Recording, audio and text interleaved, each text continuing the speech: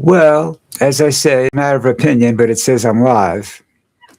So anyhow, what's going on, everybody? How are you today? I think I fairly, if you watch the posted video, you're gonna get depressed, but that's just because I'm kind of in one of my moods. You know what I mean? If I'm depressed, fuck it, you're gonna be depressed too. But we start off with the Trump headline. Trump is threatening to obliterate the infrastructure in Iran again. And I don't know what he wants from that country, but if he destroys it, he's not going to get it.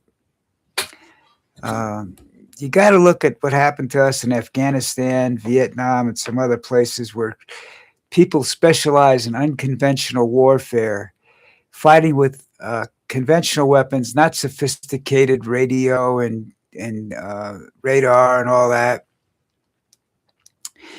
And you see what happens to us. And look, all you got to do is, like I said in the other video, is go back and look at the American Revolution. All right? The American Revolution, we fought the best army in the world at the time. Army, Navy, what have you. Okay? They fought in formations and stood across from each other 50 yards or so, whatever it was, and tried to kill each other. And then they charge and they try to kill each other. But what we did, most of the Americans over here, especially once you got out of New York City or in Boston proper, were hunters. They all knew how to shoot and shoot really, really good. And their rifles were designed for long range accuracy. So we started ambushing them, and it doesn't show up in the battle, really, when we beat them in the battle. We beat them in the battle because their rear had been, and their ranks had been thinned by snipers and sharpshooters along the way to wherever they're going. They were constantly being harassed. They didn't get to sleep much or rest much. And as good as they were, people that are crazy, hunters and gatherers and what have you, the more unadvanced military, won. Yeah, they beat them in a strategic battle, but they beat them fighting a different kind of battle, we had guys scalping people. British soldiers didn't do that. They were properly trained. They couldn't stand the horror of war, the way it was fought in the United States, and that contributed a lot to it. And the same thing happened to us in Vietnam. We weren't accustomed to fighting, having the guy next to us stand there, and as we walk by, smile, buy us a cup of coffee and everything. And as soon as we turn our back, stick a knife in it. We weren't ready for that. We weren't ready to see kids blow themselves up. We just that fucked up more people than getting shot did. Watching a little kid set off a bomb just so they could kill a few Americans, and they didn't want to kill us. They wanted to wound us. They learned a long time ago that we take care of our wounded. So that's how they get rid of more than one person at the time. I think it was Vietnam or Korea, where they found out it was 5 Americans. That's how they got them off the battlefield. If you shot and wounded an American, you took 5 soldiers you took 5 people off the battlefield. Or you occupied 5 people that weren't combatants anymore. That's a word that stuck there for a few minutes. But that's, Trump threatens everybody. Trump doesn't have any. Somebody tells him, like Hegseth is there, says, we have the best army in the world. Don't worry, Donnie, baby. We'll go in there and we'll beat the crap out of them and we'll win hands down. Well, if Israeli helps, yeah, you will. because Israeli soldiers don't care. They'll kill anything, anybody and anything. They fight dirty. Americans fight too clean. I don't think they'll do well. But, you know, I'm not an expert. I think it's going to cost a lot of American lives if we go in there and do a conventional style warfare with these guys. They're just better at it than we are. We have we depend too much on sophisticated guns, right down to the gun sight on your 45 or 9 millimeter in your holster.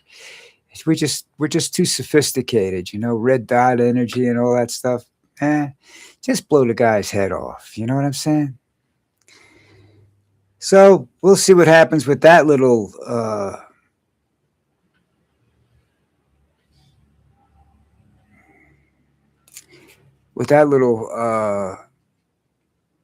contest over there. You know, in the same breath, he allowed a Russian tanker to reach Cuba, and he wants to take Cuba. I'm not sure how that would work out. You know, because first of all, when we lost Cuba, Cuba was a home to the mafia, organized crime. It was an organized crime base. It was gambling, prostitution, billionaire playground. The common people in Cuba didn't like it. So I don't know whether that's going to happen again or not. I don't know whether Trump might their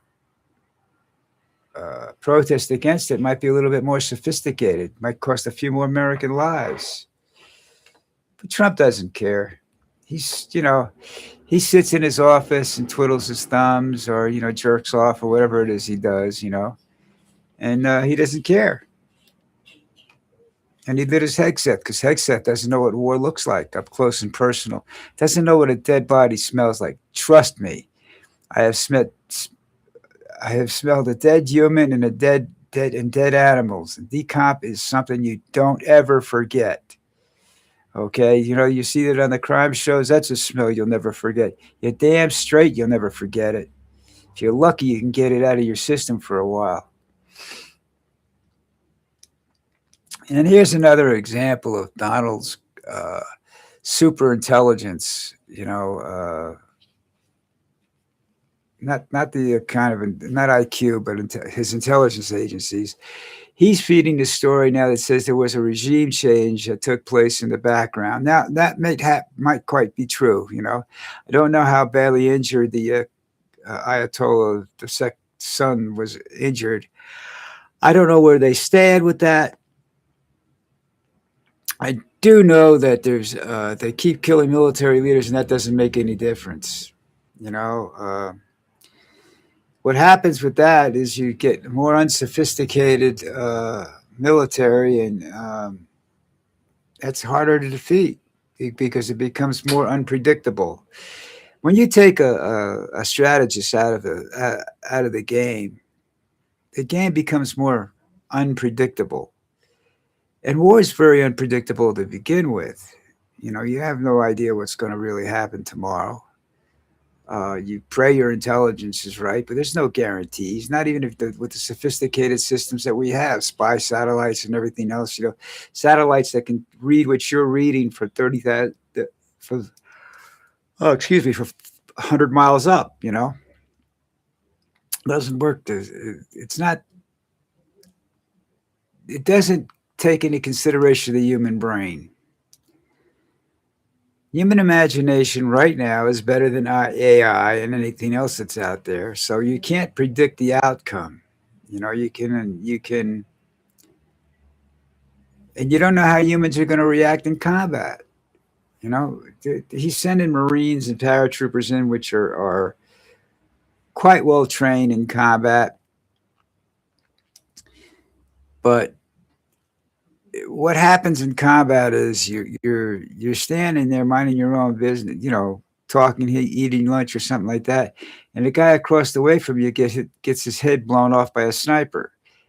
That will fuck you up, okay, and that'll stay with you for a long time. So you might turn into the greatest soldier the world's ever seen after a situation like that, but down the road, You listening to me, folks? Down the road, you're going to have problems. And those people are going to be problems and have to be taken care of. And Trump did away with all the agencies and all the after, what do you call it? After war, or whatever treatment that these soldiers got. So what do you have? You have a bunch of maniacs running around. And you take into consideration the people in this country that are fed up with Trump as it is, and then you start losing all these crazy people on them, and that I'm reading articles where the soldiers are becoming a little rebellious because they're not liking some of the orders are being they think is coming down the pike, that they're illegal orders. I don't know. Soldiers are soldiers. The ones I met, I've met some really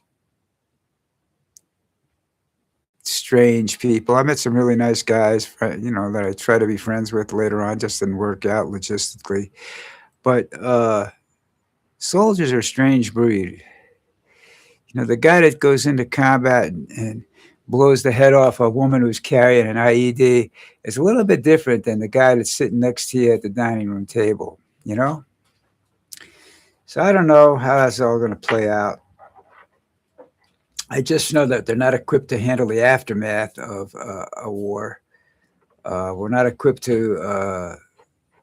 You can't you get these guys bloodied and then you leave them in the country to guard the people and whatnot. And you're going to see a lot of people get, and the truth, those people never get charged and those trials never show up and it's not public, because they don't do it in front of cameras and stuff like that. You might hear stories, but unless you can prove what you're saying, stories don't mean shit. You know. So anyhow, Holy Week coming up. The difference between Easter and Christmas down here is amazing. Christmas is everybody starts drinking December 1st, and they probably don't sober up till around after the first of the year sometime. It's party city, constant partying. Nah, this is a fairly religious country, I thought. But you can go to church on a regular Sunday, and it'll be 3/4 to a half empty. Okay, at whatever mass, say 9 o'clock mass, which is the one that I usually when I'm walking my dog. That's the one I usually see. Or what? It's at 11 o'clock or something. I think it's the next one. Okay, and then you turn around. You have Easter Sunday. Okay, and you can't get within if you're not there and you don't have a seat by 15, 20 minutes before the mass starts, you're not sitting. You'd be lucky if you'll be inside the church. And I saw it, I've seen it down here. It's just an amazing situation. How they celebrate, well, it's called rebirth, actually. It's not the death of Christ, it's rebirth. But, and his birthday is celebrated entirely in an entirely different way, Churches make down here, at least half the money that they spend during the course of the year or more is gathered up on Easter Sunday because that's when everybody, the rich people and everybody, it's like what's the Jewish holiday? Is it Passover, where they go to confess their sins, and it's just my friends would tell me, it's a joke. You walk in there and you sit there praying, for well, I didn't mean to kill that guy, or I didn't mean to have sex with that man's wife, and you're all forgiven. It's like confession. That doesn't make any sense to me. Forgive your sins. Well, if you know you're going to get forgiven, you might as well commit some more, right? That's where I find difficulty dealing with a lot of these religions. Anyhow, folks, that's it for today. I'm done with my Monday morning theology lessons and depression sessions. So I didn't see anybody here today. So I don't know what's going on with my friends. Maybe they just all get fed up with me. But I'll be around tomorrow, and I got to figure out what I'm going to do the rest of the week, because it is a holy week, and we do have, you know, my wife does deserve to get out once in a while, if she can, and she was out yesterday, and I think she wants to go out again Wednesday, but we'll see. All right.